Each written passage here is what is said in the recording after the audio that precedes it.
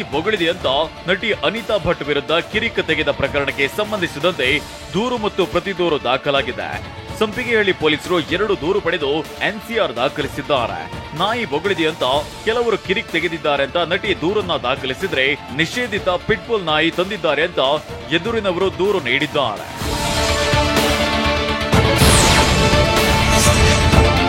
ತುಮಕೂರು ಜಿಲ್ಲೆಯ ಚಿಕ್ಕನಾಯಕನಹಳ್ಳಿ ತಹಶೀಲ್ದಾರ್ ಗೀತಾ ಲಂಚ ಸ್ವೀಕರಿಸುವಾಗಲೇ ಲೋಕಾಯುಕ್ತ ಬಲೆಗೆ ಬಿದ್ದಿದ್ದಾರೆ. 33 ಗಂಟೆ ಜಮೀನನ್ನ ಭೂ ಪರಿವರ್ತನೆ ಮಾಡಿಕೊಡಲು ರೈತ ಮಲ್ಲಿಕಾರ್ಜುನ್ ಬಳಿ 3 ಲಕ್ಷ ಲಂಚಕ್ಕೆ ಬೇಡಿಕೆ ಇಟ್ಟಿದ್ರು.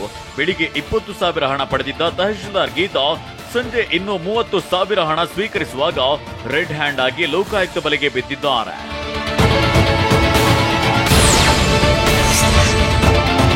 ಲಂಚ ಪಡೆಯುವ ವೇಳೆ ಪಿಡಿಒ ಒಬ್ಬ ಲೋಕಾಯುಕ್ತ ಬಲೆಗೆ ಬಿದ್ದಿದ್ದಾನೆ.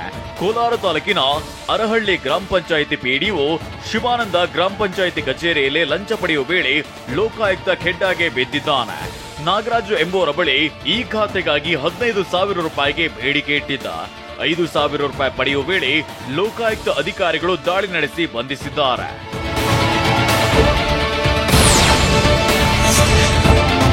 ಬೆಂಗಳೂರಿನ ನಗರದ ಪೇಟೆ ಗಲಾಟೆ ವಿಚಾರವಾಗಿ ನಿನ್ನೆ ಬಿಜೆಪಿ ಪ್ರತಿಭಟನೆ ನಡೆಸಿತ್ತು. ಈ ವೇಳೆ ಸಂಸದ ತೇಜಸ್ವಿ ಸೂರ್ಯ ಮಾಡಿದ ಭಾಷಣದ ವಿರುದ್ಧ ಇದೀಗ ದೂರು ದಾಖಲಾಗಿದೆ.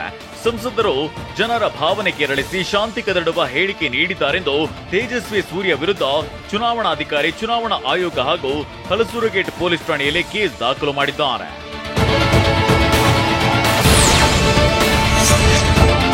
ಹೋಳಿ ಹಬ್ಬದಲ್ಲಿ ರೈನ್ ಡ್ಯಾನ್ಸ್ಗೆ ಕಾವೇರಿ ನೀರು ಹಾಗೂ ಬೋರ್ವೆಲ್ ನೀರು ಬಳಸದಂತೆ ಜಲಮಂಡಳಿ ಆದೇಶ ನೀಡಿದೆ. ಹೋಳಿ ಹಬ್ಬವನ್ನ ಸಾಂಸ್ಕೃತಿಕವಾಗಿ ಆಚರಣೆ ಮಾಡೋದಕ್ಕೆ ಯಾವುದೇ ನಿಷೇಧ ಇರುವುದಿಲ್ಲ. ಆದರೆ ಮನೋರಂಜನೆಗಾಗಿ ವಾಣಿಜ್ಯ ಉದ್ದೇಶದಿಂದ ರೈನ್ ಡ್ಯಾನ್ಸ್, ಪೂಲ್ ಡ್ಯಾನ್ಸ್ ಆಯೋಜಿಸುವುದು ಸಮಂಜಸ ಆಗಿರುವುದಿಲ್ಲ ಅಂತ ಬಿಡಬ್ಲ್ಯೂಎಸ್ಎಸ್ಪಿ ಹೇಳಿದೆ.